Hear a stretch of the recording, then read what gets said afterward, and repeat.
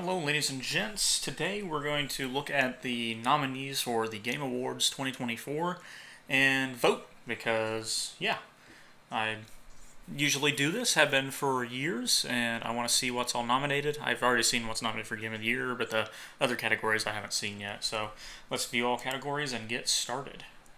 We'll do Game of the Year.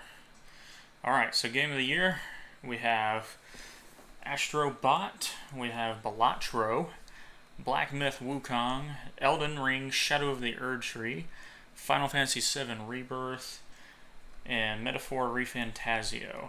So, this has been causing a stir today. Elden Ring Shadow of the Erdtree. Because a good amount of people don't think that a DLC should be up for Game of the Year, and I would be one of those people. I think it should be its own category each year, because there's enough games that get DLCs and stuff that there should be a category for best DLC/expansion each year. And that's where we could throw Shadow of the Erdtree. I am not saying Shadow of the Erdtree is not good, though. Shadow of the Erdtree is fantastic. I just don't think it should be up for Game of the Year. And I know that there were some issues with Helldivers 2 eventually, but with how big it was whenever people weren't annoyed or mad at the game for some odd choices from Sony/PlayStation, it was a phenomenal game. People loved Helldivers 2. So it's kind of weird that it's not on this list for Game of the Year, even though it had those issues. It was fantastic when there were no issues. And that can be said for some of these games, honestly, because like Final Fantasy VII Rebirth, it's kind of muddy whenever you play on the performance mode where you have better frames and stuff like that. And then when you play on the version of the game, if you do fidelity and you want better graphics, well, then the frame rate kind of doesn't do well. However, amazing game. Freaking phenomenal game. And I had to think quite a bit about my choice, because I love Astrobot and I love Final Fantasy VII Rebirth. And I agree that, and I do love Shadow of the Erdtree, I really do, but I don't think it should be Game of the Year. I really don't. This is just, it's silly. That's how I'll put it, because I don't know, it's a DLC/expansion, so I don't understand that. Let's make it its own category, because then with flying colors, holy crap, beating everything else out of the water wins for sure. Like, what are we talking about? So I thought about it for a while, and I got more time and probably more enjoyment out of Final Fantasy VII. So I'm going to vote for it for Game of the Year. So now we're going to go to next category, which is Best Game Direction. So award for outstanding creative vision and innovation in game design, game direction and design. So we have Astrobot, Balatro, Black Myth Wukong, Elden Ring Shadow of the Erdtree, Final Fantasy VII Rebirth, and Metaphor ReFantazio. So when it comes to other categories, I honestly am indifferent to if there's a DLC or expansion, if said DLC or expansion is a big enough DLC or expansion. So for this, I'm neutral on it being listed here, Shadow of the Erdtree. So I just have to really think outstanding creative vision and innovation in game design and direction. And again, it's between two for me. So we'll just go ahead and say I did not play Balatro. I have seen gameplay and stuff of Metaphor ReFantazio. I did not play it. So I also did not play Black Myth Wukong. I plan to eventually. I did play Shadow of the Erdtree. So it's really between the three things I played, and for me, it's difficult. Man. For best game direction, I am a big PlayStation nerd, but I do love Xbox and Nintendo also. I grew up a Nintendo kid, and I went to my friends' houses to play Xbox a lot, and then I also I had PlayStation. Now I have everything. I just play on everything, and I love all the games. But PlayStation is still my focus, just because that's what I grew up on. So it's just it's my comfort one. It's my standard. It's the default. Man, this is really tough. Actually, yeah, game direction for Erdtree is really good too. Okay, and I only thought about Game of the Year, so this is gonna take some time. I'll make some cuts if I have to. This video's too long. So, okay. Award for outstanding creative vision and innovation in game direction and design. Innovation. This is a platformer, but extremely good platformer, and like a love letter to old PlayStation games, which was great at doing. I do not doubt that any of these other three that I did not play don't have that thing. They definitely have awesome game direction. There's no way they don't. I've heard nothing but good things about all these games. So, hell, I even know what Balatro was, or I don't even know how to say it. That's just how I'm saying it. But I know what it is. Okay. I think I do something crazy here, and man, it's just such an adorable, creative, awesome game. And then this one is too. It's hilarious.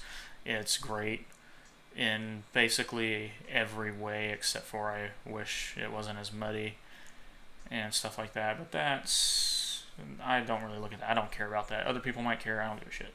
So, but Shadow of the Earth is really good too. Man, this is taking forever. Okay, award for outstanding creative vision and innovation in game direction and design. Alright, so which game made me the least angry? I'm going to have to say there were some points where... Okay, well, Ash probably make me angry, but I'm not the biggest platformer fan, but when the platformers are good, like Mario and Astrobot, they're great, but still, platformers are not my favorite thing, even though this is a 11 out of 10 game right there. Shadow of the Erd Tree... I just had to get good, but there were moments of rage, and there were moments of annoyance in 7 with some things, but I think I'm voting 7 again. I'm a big Final Fantasy nerd, but only in recent years. I did not grow up with Final Fantasy. Best narrative, okay.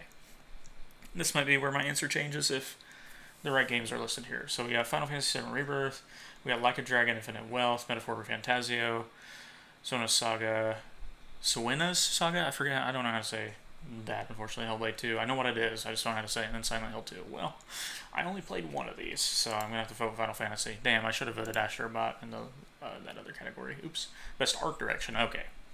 Okay, now I can vote Astrobot, because outstanding creative, ancestral, technical achievement, and artistic design and animation. That is Astrobot for me, for sure. I love the art design of Astrobot. Best score and music. Okay, this one I already kind of know. Alright, so I didn't really play Stellar Blade. I did play like the demo and stuff. Probably get it eventually. But again, if we're talking about music, it's Final Fantasy. Again, there should be like no argument there at all. Fantastic music throughout the whole game.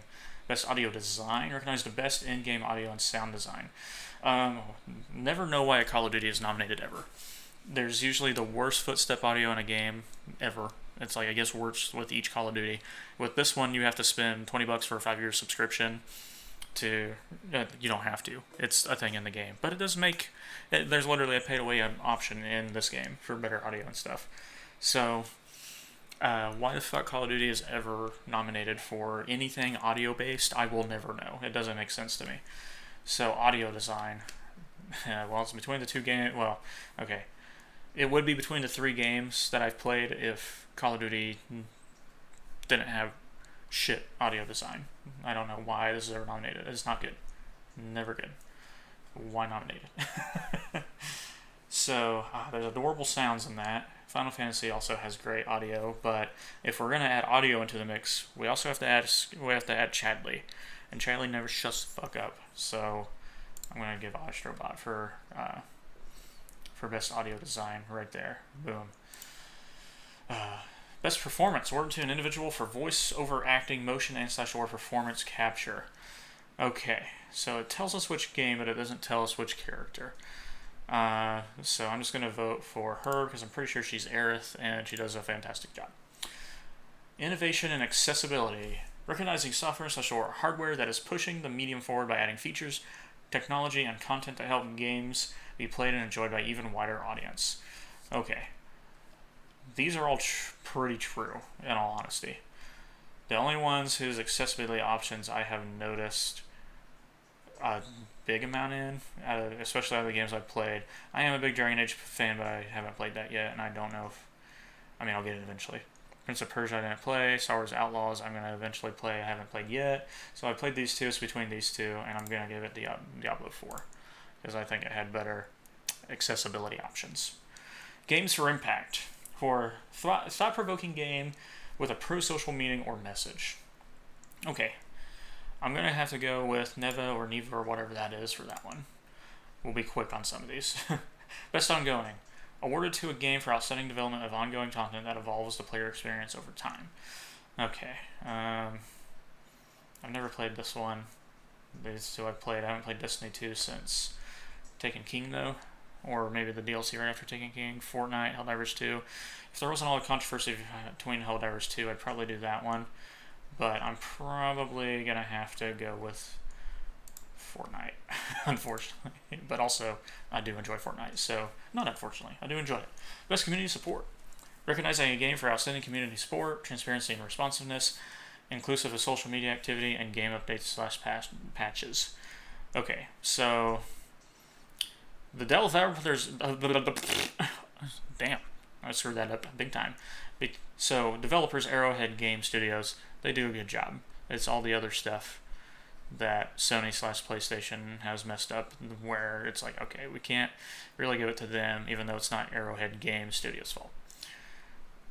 But it is kind of Sony Interactive Entertainment's fault, just a little bit.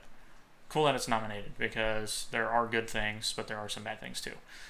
I'm probably leaning No Man's Sky. Fortnite, there's a lot of things that are rage-inducing in that game, and not a lot of stuff is transparent, so yeah. Final Fantasy XIV, never played. Baldur's Gate 3. Oh, Baldur's Gate 3 has good community also. Community support, I should say. But also good community. So does No Man's Sky. Incredible. I love No Man's Sky. I'm going with it. Their community support is great.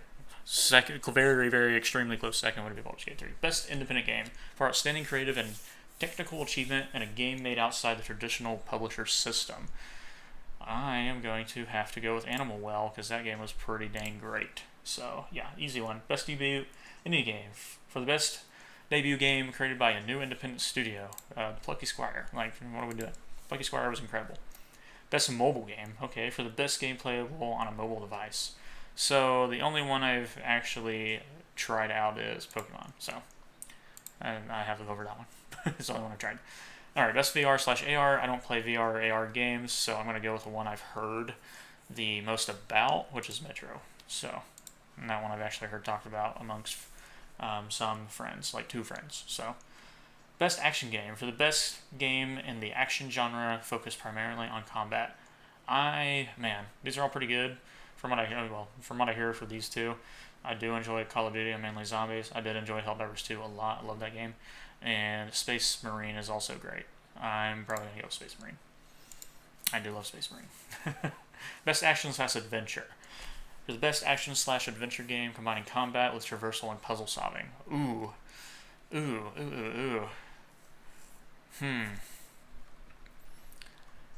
For me, it's between Zelda and Astrobot.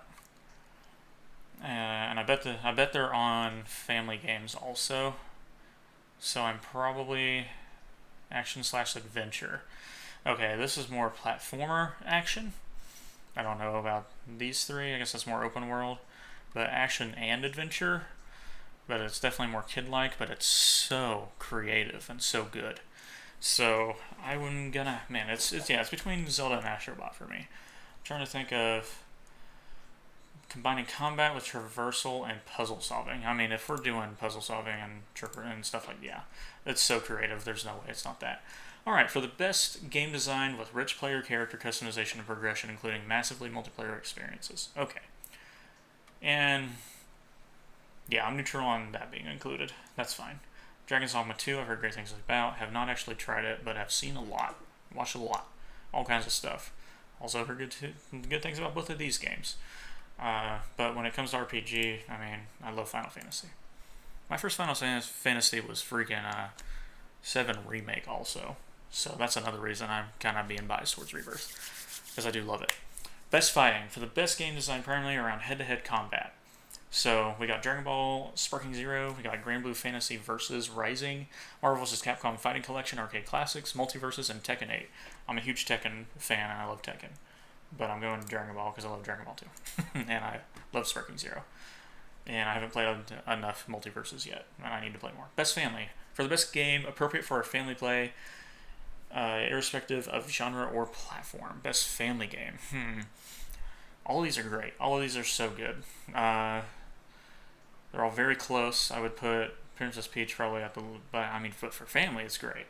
Astrobot, also great, but there might be parts that are a bit difficult for children.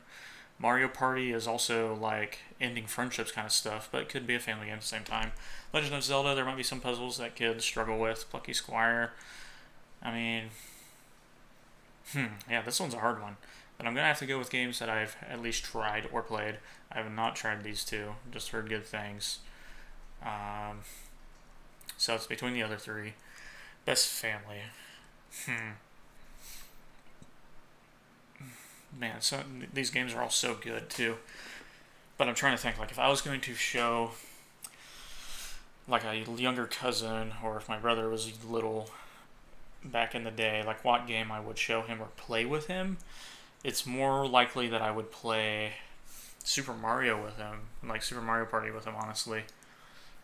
I guess I did try Super Mario Party at a buddy's house, but we only played 2 matches, so I feel like I haven't played a lot. I have not tried Showtime at all.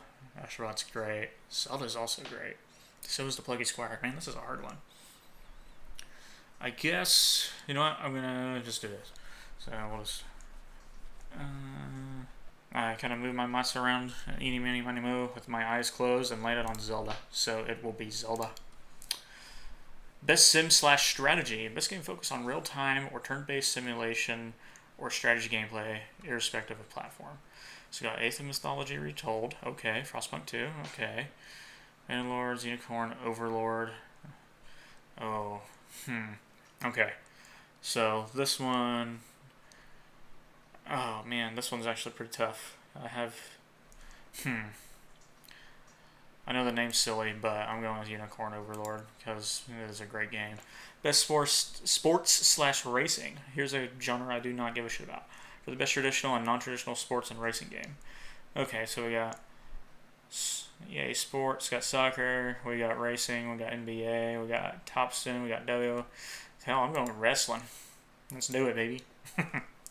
Best multiplayer. For outstanding online multiplayer gameplay and design, including co-op and massively multiplayer experiences, irrespective of game genre or platform. Okay.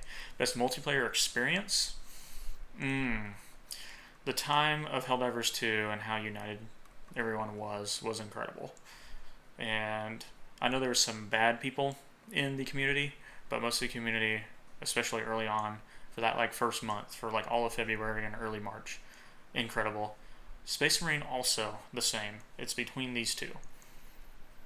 Because there's some things with Call of Duty where I just don't want to go for it. I do love Black Ops 6. I'm a big Black Ops fan in general. Like any Black Ops game I'm going to like, usually. And I don't think there's one I don't like. Black Ops 2 being the best one.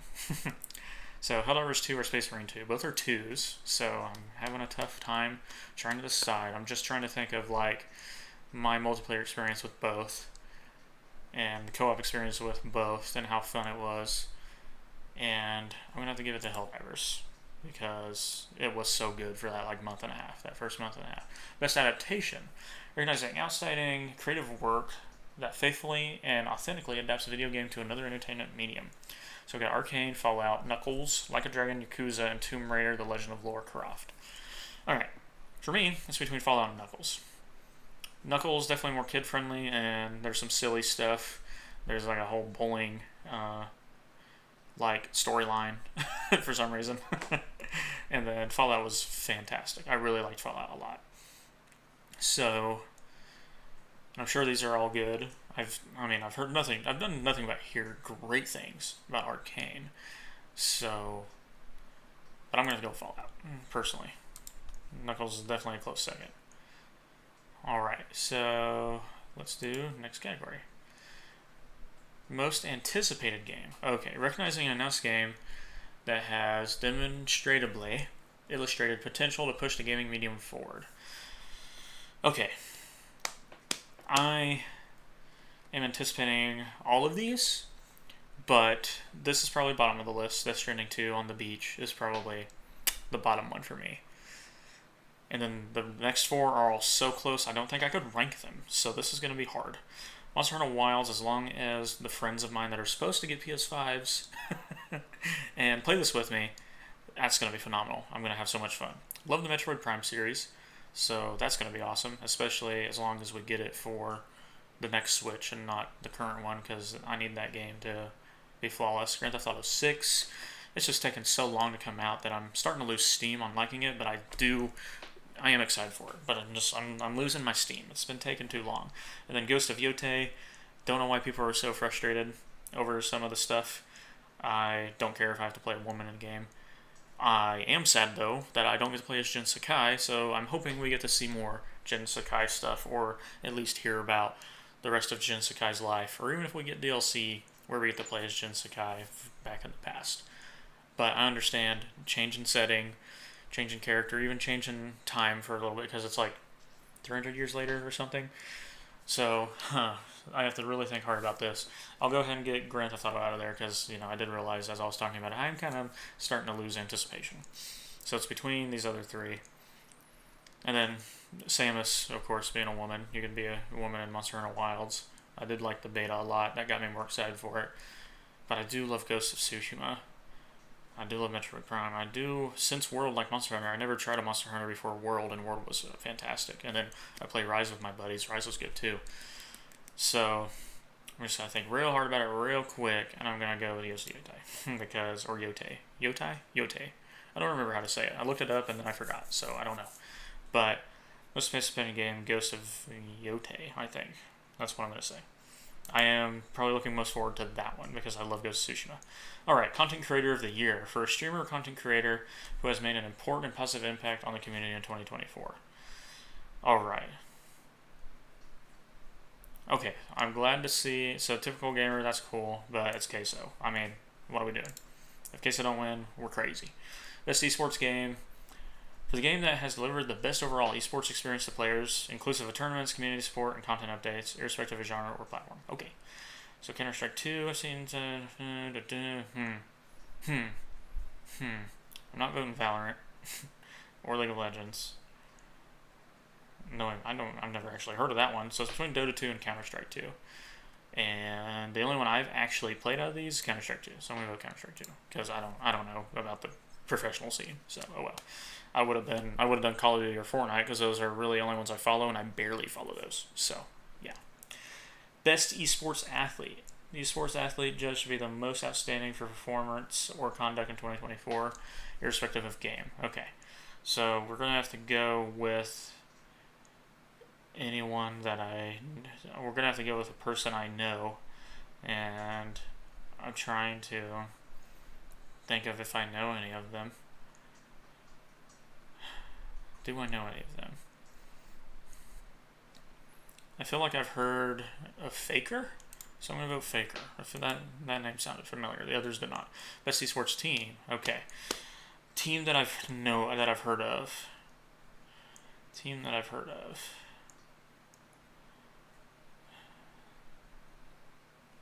Okay, I heard of Billy. I don't think I've heard of I've heard of Team Liquid too.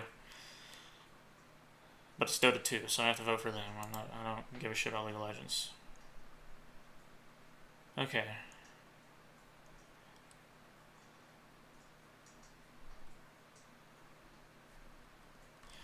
Okay, so player's choice is going to happen. So I guess I'll have to vote for those also later down the line. So let's view all categories again. And I voted in all of them. And we're going to look at Game of the Year again. And that's the one that I voted for right there. Final Fantasy VII Rebirth. I am a little biased and hope it does win. I will totally be fine if Astrobot wins. And honestly don't care if the other ones win. That's cool. But I'm hoping between Astrobot and Final Fantasy, I will be most happy with Final Fantasy. Elden Ring Shadow of the Erdtree, the only irk I have is the DLC thing for Game of the Year. All the other ones, I don't care. but I think it should be its own category. If you disagree, we can agree to disagree, because I just think it's silly. I'm not all that up in ends about it, like I've seen people online are. There's some real mad people. I'm agreeing with them to a degree, but not completely, where they're all freaking out. It's whatever. I just think it's silly. And go Final Fantasy VII Rebirth. Win. Anyways, thanks everyone for watching. Hope you guys enjoyed, and toodaloo.